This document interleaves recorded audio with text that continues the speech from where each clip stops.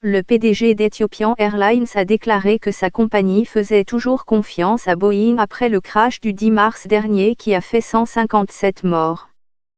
Que les choses soient claires. Ethiopian Airlines croit en Boeing. C'est notre partenaire depuis de nombreuses années, a déclaré Tewolde Gebremariam dans un communiqué. Le président de la compagnie nationale aérienne éthiopienne a annoncé que l'Éthiopie attend de recevoir une commande de 29 Boeing 737 MAX 8. Ces nouveaux types d'avions ont été vendus à plus de 5000 exemplaires dans le monde, avec seulement 376 livraisons. Ethiopian Airlines, les boîtes noires en examen Ethiopian Airlines, qui sont les victimes.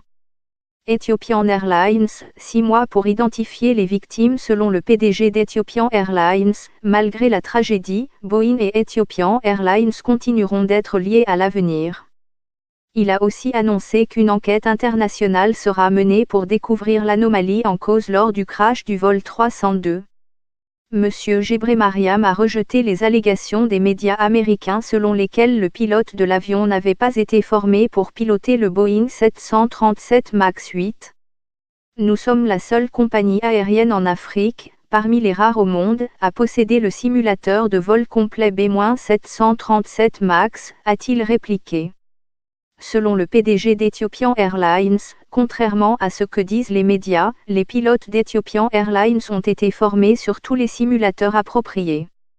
Hommage aux victimes du crash d'Ethiopian Airlines. Ethiopian Airlines décide de clouer au sol tous ses Boeing 737 MAX 8. De nombreux pays ont renoncé à leur commande à l'issue du crash du vol E302 qui devait relier Addis Abeba à Nairobi. Un autre Boeing 737 MAX 8 de la compagnie aérienne Lyon Air s'était abîmé dans la mer de Java en fin octobre 2018, tuant 189 personnes.